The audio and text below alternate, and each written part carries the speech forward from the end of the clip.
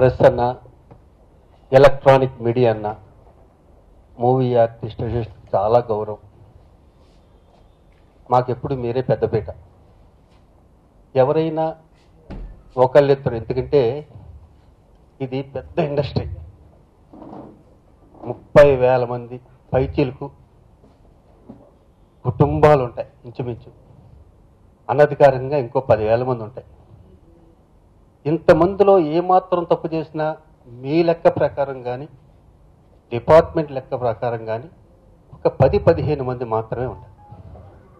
అంటే 0.1%. ఇది ఇండస్ట్రీని మొత్తం ఆపాదించడం అన్నది భావ్యం కాదేమోనని మూవీ ఆర్టిస్ట్ అసోసియేషన్ అభిప్రాయం. తప్పు చేసిన వాడు దోషే, దానికి అసోసియేషన్ ఎప్పుడు సపోర్ట్ చేయదు. కొంతమందికి నోటీసులు ఉందని నా దగ్గరికి, మా సెక్రటరీ నరేష్ గారి దగ్గరికి వచ్చారు. వాళ్ళు నాన్న మీకు నోటీసులు అందని, డిపార్ట్మెంట్ వాళ్ళు మిమ్మల్ని ఏమడిగితే ఉన్నది ఉన్నట్టు చెప్పండి.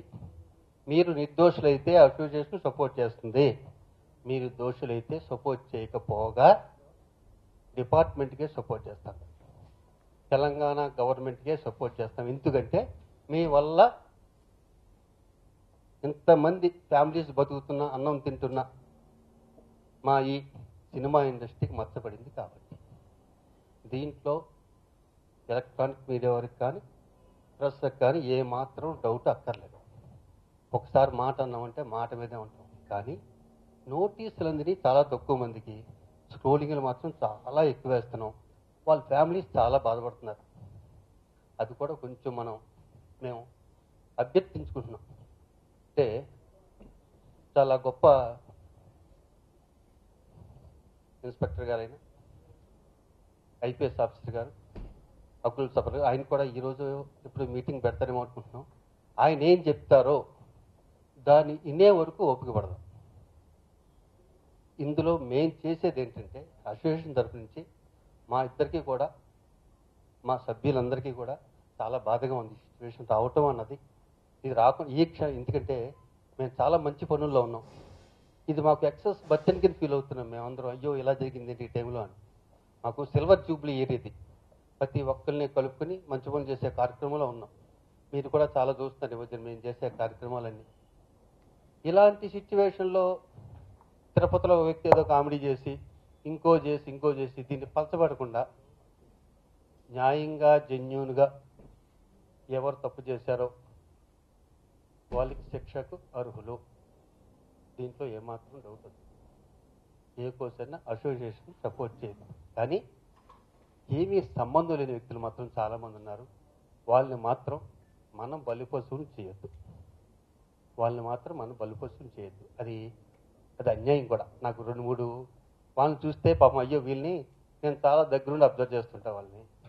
వాళ్ళకి సంబంధం లేదు. కొంతమంది పాపం సిగరెట్లు కూడా తాగి వాళ్ళకి ఎంత పెద్ద డ్రగ్స్ వాళ్ళని అంటగట్టేస్తే వాళ్ళ ఫ్యామిలీ కెరీర్ కానీ, వాళ్ళ కెరీర్ కానీ, సినిమా కెరీర్ కానీ మనమే 24 hours కూర్చుని మనమే వాళ్ళని చంపేసినట్టు అవుతుంది.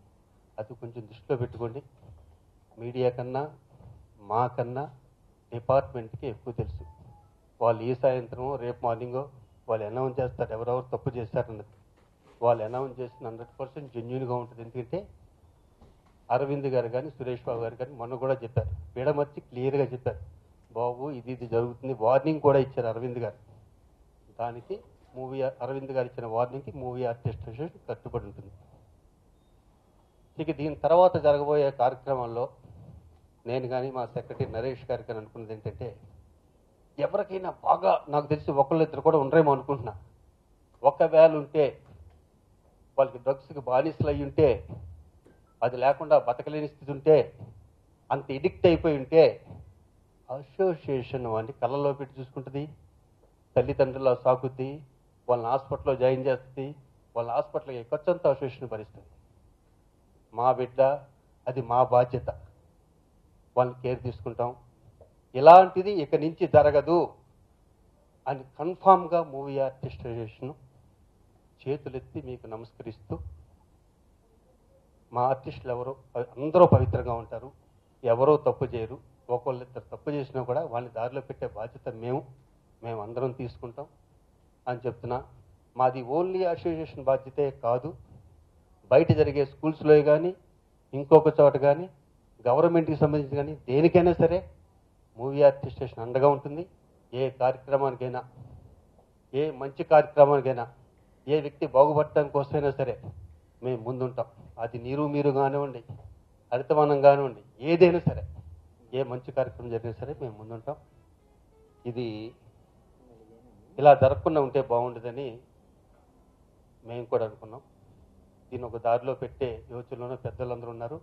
మా వంతుగా ఇక్కడి నుంచి మేము ఏం చేస్తామంటే, బయట నుంచి ప్రొఫెషనల్స్ని తీసుకొచ్చి మూవీ ఆర్ట్ స్టేషన్లో ఒక సెకండ్ సండే మీటింగ్ పెట్టి కొన్ని స్కూల్స్కి వెళ్ళి, ఏ స్కూల్స్ అయితే గవర్నమెంట్కి డౌట్గా ఉందో, పోలీస్ డిపార్ట్మెంట్కి డౌట్గా ఉందో అక్కడికి వెళ్ళి వాళ్ళ దగ్గర బాబు ఇలా ఇలా ఇలా ఉంటే ఈ ప్రాబ్లమ్స్ వస్తాయి, ఇలా మనం నడవకూడదు అని మేమెంత బాధ్యత తీసుకుంటామో అంత బాధ్యత అక్కడ ప్రిన్సిపాల్స్, లెక్చరర్స్ తీసుకోవాలి.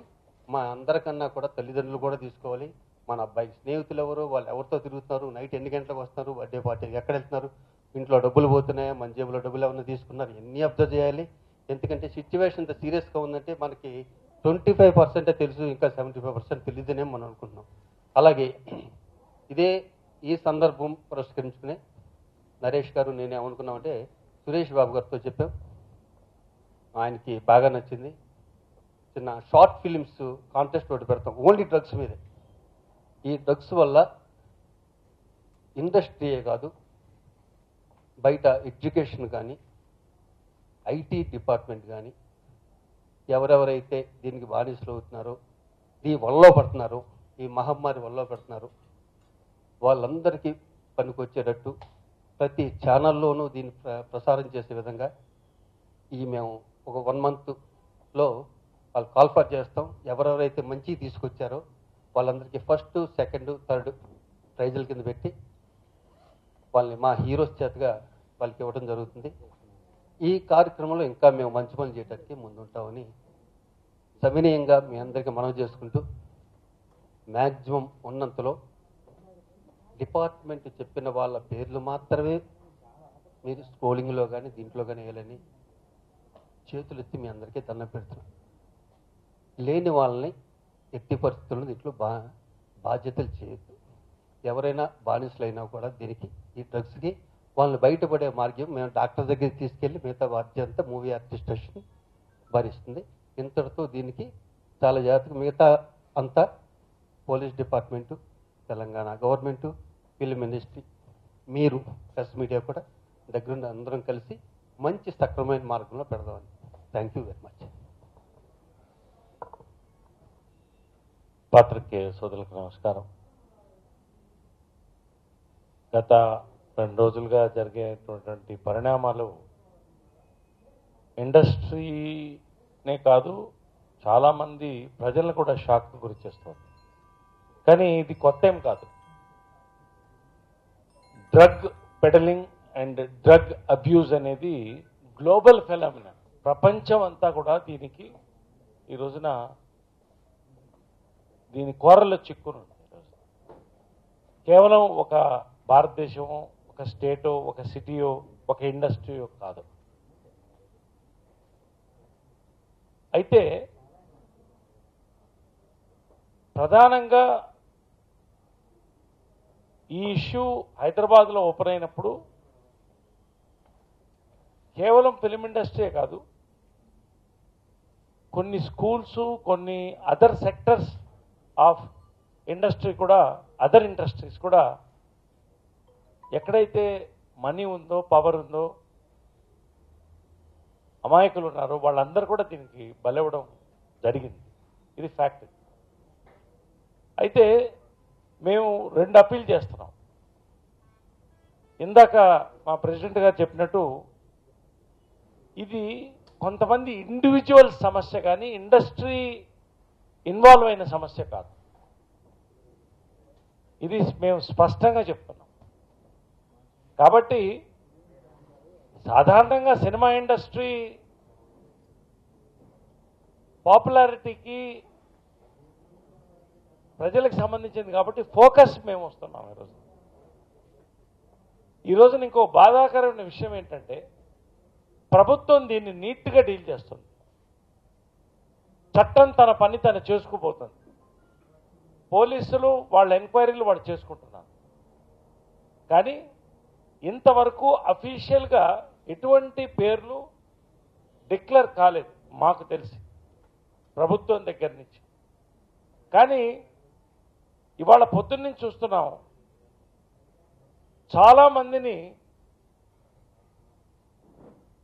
వాళ్ళ ఫోటోలు వేసి వీళ్ళంతా కూడా ఈ లిస్టులో ఉన్నారని కొన్ని ఛానల్స్లో కానీ సోషల్ మీడియాలో కానీ బయటకు వస్తున్నాయి. ఇది కేవలం కుటుంబాలనే కాదు, కుటుంబాలని మానసికంగా కృంగతీస్తూ, ఆర్టిస్టులను దెబ్బతీస్తూ, తన కెరియర్ని దెబ్బతీస్తూ, సినీ పరిశ్రమను కూడా దెబ్బతీసే పరిస్థితి ఈ రోజున ఇటువంటి ప్రకటనల ద్వారా వస్తుంది. వెయిట్ చేద్దాం. అఫీషియల్గా పేర్లు బయటకు వస్తే మాట్లాడదాం. పొద్దున్నే చూసాం ఆయన సుబ్బరాజు చెప్తున్నాడు ఏమని వచ్చింది నోటీసు అతను ఓపెన్గా మాట్లాడుతున్నాడు. నోటీస్ వచ్చింది, ఎంక్వైరీకి రమ్మని నోటీస్ వచ్చింది తప్ప నువ్వు తప్పు చేశావు నేను శిక్షిస్తావు రమ్మని చెప్పలేదు. పొద్దునే ఆ అబ్బాయి యంగ్ హీరో తనీష్కు అతను మానసికంగా చాలా దెబ్బతిన్నాడు. కొంతకాలం క్రితం అతని తండ్రి చనిపోవడం, ఇటువంటి ఎన్నో సమస్యలు. మేము మనుషులమే, మాకు ఎమోషన్స్ ఉన్నాయి, మాకు కుటుంబాలు ఉన్నాయి,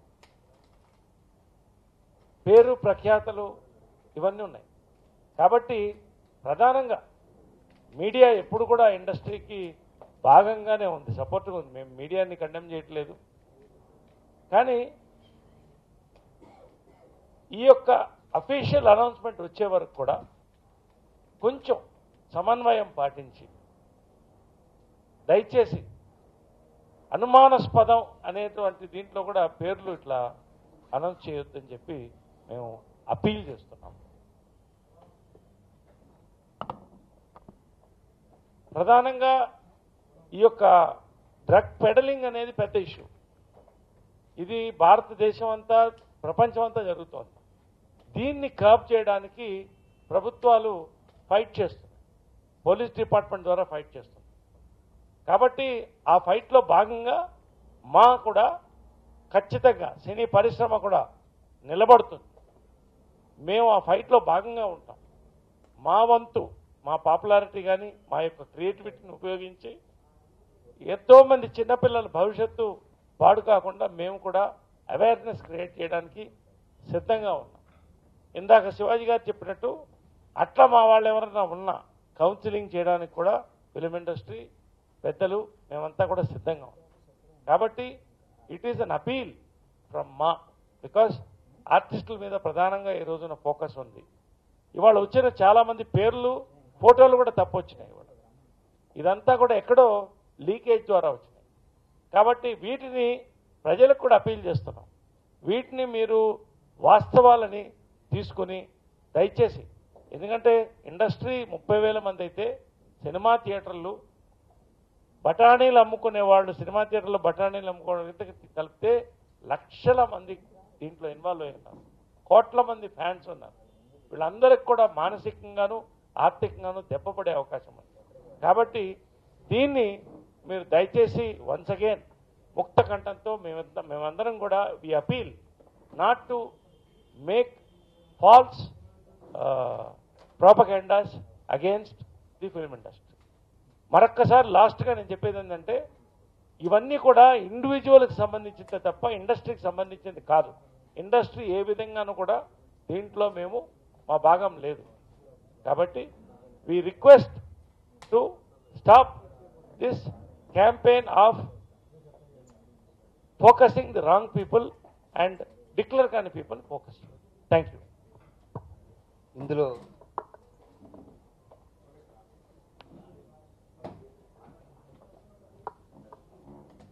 ఇందులో మా ముఖ్య ఉద్దేశం ఏంటంటే ఓన్లీ ఫిల్మ్ ఇండస్ట్రీ కాదు,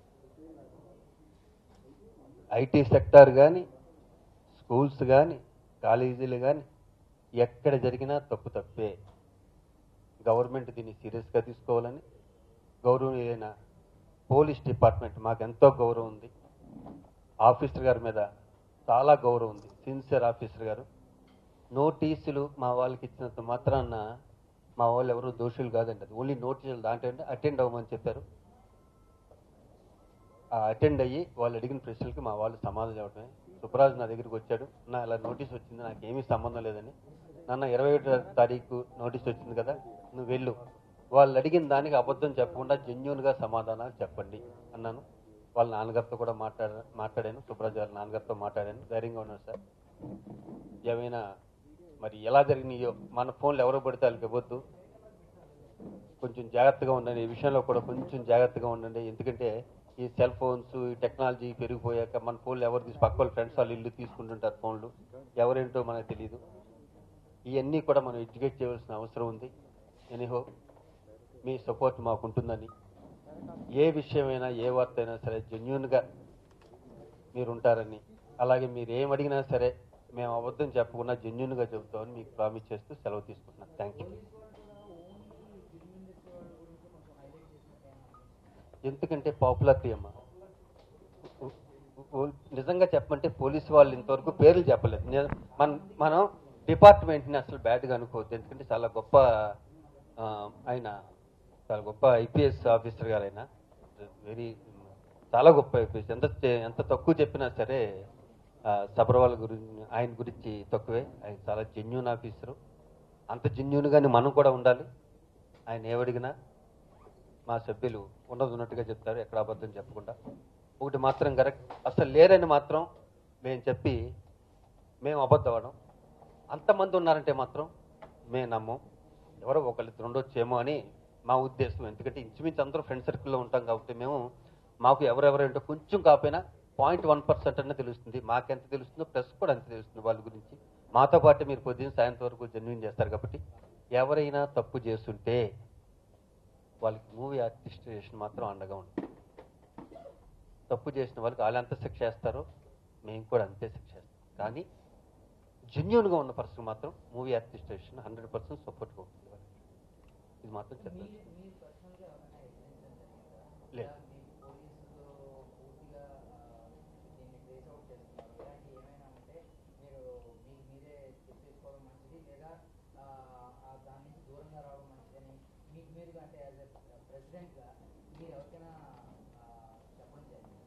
అసలు ఇది మనకి 2-3 సంవత్సరాల నుంచి నవ్వుతున్న ప్రాబ్లం. ఇది సడన్గా ఈ క్షణం వచ్చేది. కానీ ఇంకో విషయం తెలుసా మీకు, నేను ఒక పెద్ద ఆయనతో మాట్లాడుతుంటే డ్రగ్స్ అన్నది హైదరాబాద్లో నిన్న మొన్న పుట్ల ఒక 40 ఏళ్ళ నుంచి ఉంది. ఇక్కడ మన హైదరాబాద్ నగరంలో డ్రగ్స్ అనేది 40 ఏళ్ళ నుంచి ఉంది. అంటే అది గాంజా కావచ్చు, ఇంకోటి కావచ్చు, రూపాంతరం చెందుకుంటూ డెవలప్ అవుతూ రకరకాల పేర్లతో రావచ్చేమో, కానీ ఇది మన పూర్వకాలం నుంచే ఉంది. ఎక్కడైనా సరే ఒక తెగే మూమెంట్ వస్తుంది కదా, ఆ మూమెంట్ వచ్చింది. ఇప్పుడు అందరూ జాగ్రత్త పడవలసిన మూమెంట్ వచ్చింది. జెన్యూన్గా హెల్దీగా బతకవలసిన మూమెంట్ వచ్చింది. కాబట్టి మేము మా ఆర్టిస్టులు ఆరోగ్యంగా ఉండాలి, మా ఆర్టిస్టులు తప్పు చేయకూడదు, తప్పు చేయరు అని నమ్ముతున్నాం మేము. థ్యాంక్ యూ అమ్మా, థ్యాంక్ యూ. మాకెంతో సపోర్ట్ చేస్తున్న మీడియా వారందరికీ మా హృదయపూర్వక నమస్కారాలు, కృతజ్ఞతలు. Thank you very much. ఎప్పుడైనా సరే మీకు ఏదైనా డౌట్ ఉంటే సెక్రటరీ గారికి కానీ నాకు కానీ ఫోన్ చేయండి. మూడో వ్యక్తికి మీడియాలో ఏం మాట్లాడాలన్నా సెక్రటరీ గారు కానీ ప్రెసిడెంట్గా నేను కానీ మాట్లాడతాను. బయట వ్యక్తులను మాట్లాడితే సరిగ్గా మా మెంబర్స్కి ఎవరైనా సరే మేమే బాధ్యతలు, మేము ఇద్దరం మాట్లాడుతుంది. దీన్ని రకరకాలుగా తెలిసి తెలియనట్టు మాట్లాడి దీన్ని తప్పుదోవ పట్టించే ఆర్టిస్ట్ ఉంటే మీరు వాళ్ళని ఎంకరేజ్ చేయండి. Thank you.